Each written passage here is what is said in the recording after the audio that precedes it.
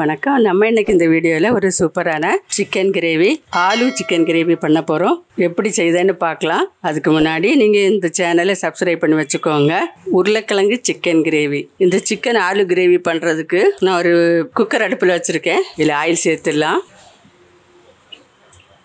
3 table spoon oil சேர்க்குறேன். எண்ணெய் சூடாகட்டும். கொஞ்சம் பெருஞ்சீரகம் போட்டுடலாம். கொஞ்சம் கருவேப்பிலை,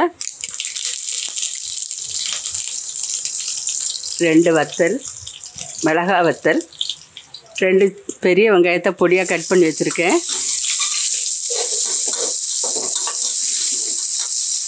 கொஞ்சம் வதக்கி விட்டுடலாம். இதில் 1/2 கிலோ சிக்கன், 2 லெக் பீஸ் இருக்குது. இதை நான் ஒரு 1 டீஸ்பூன் மிளகாத்தூள், 1/4 டீஸ்பூன் மஞ்சத்தூள், கொஞ்சமாக உப்பு சேர்த்து நல்லா மிக்ஸ் பண்ணி வச்சுருக்கேன்.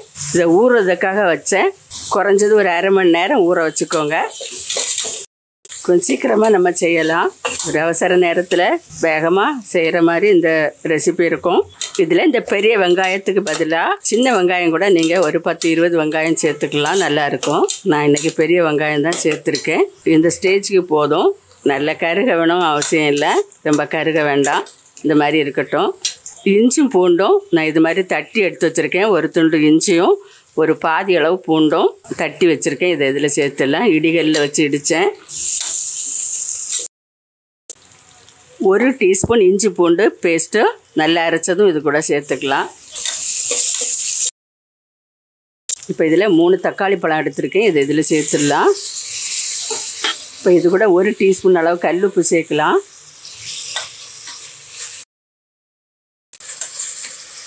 உப்பு போட்டிருக்கோம், சீக்கிரம் வதங்கிடும். ஒரு 2 நிமிஷம் நல்லா வதக்கி விட்டுடலாம். ஒரு 1/4 டீஸ்பூன் அளவு மஞ்சத்தூள் சேர்க்குறேன். அடுப்பை கூட்டி வச்சு நல்லா வதக்கிக்கலாம். இப்போ இது கூட 1 டீஸ்பூன் மிளகாத்தூள், இது காஷ்மீரி மிளகாத்தூள், கலராக இருக்கும். 2 டீஸ்பூன் மல்லித்தூள் சேர்க்கலாம். அடுப்பை குறைச்சி வச்சுருக்கலாம், இல்லைன்னா அடி பிடிக்கும்.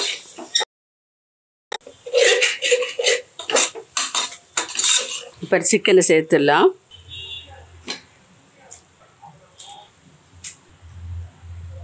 இப்போ அடுப்பை கொஞ்சம் கூட்டி வச்சுட்டு நல்லா மிக்ஸ் பண்ணி கொடுத்துக்கலாம். இப்போ கொஞ்சம் குறைச்சிடலாம் அடுப்பை.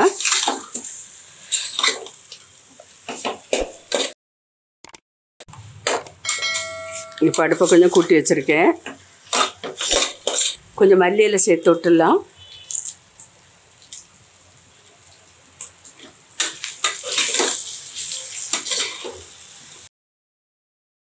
தண்ணி சேர்க்காமலே 1 நிமிஷம் மூடி வச்சு வேக வச்சிடலாம். 1 நிமிஷம் இருக்கட்டும். இப்போ 1 நிமிஷம் வெந்திருக்கு. இதில் மீடியம் சைஸில் ஒரு 2 உருளைக்கிழங்கு எடுத்து வச்சுருக்கேன், கட் பண்ணி. இதை இதோட சேர்த்துக்குவோம். நல்லா கலந்து விட்டுக்கலாம். 1/2 டீஸ்பூன் மிளகுத்தூள், 1/2 டீஸ்பூன் சீரகத்தூள், இதையும் கொஞ்சம் நல்லா மிக்ஸ் பண்ணி கொடுத்துக்கலாம். இனி இதில் ஒரு 2 கப்பு தண்ணி சேர்த்துக்கலாம். இப்போ இதில் 2 கப்பு தண்ணி சேர்த்தாச்சு. இது கொதிச்சிட்ருக்கு. 1 டீஸ்பூன் கரம் மசாலா சேர்த்துக்கலாம். கொஞ்சம் கருவேப்பிலை. இதை மூடி வைக்கலாம். ஒரு 2 நிமிஷம் இது வேகட்டும்.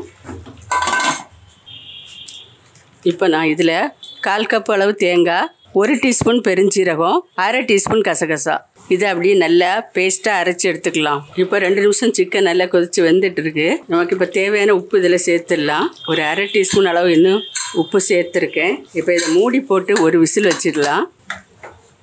1-2 விசில் கூட வச்சுக்கோங்க, உங்கள் குக்கரை பொறுத்து. விசில் போட்டட்டும், பார்ப்போம்.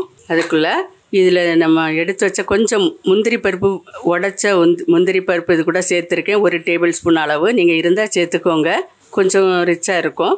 இல்லைன்னா விட்டுருங்க. இதை நான் சேர்த்து அரைச்சிட்டு வந்துடுறேன். இப்போ விசிலெல்லாம் நல்லா அடங்கிட்டு 2 விசில் போட்டு எடுத்துருக்கேன்.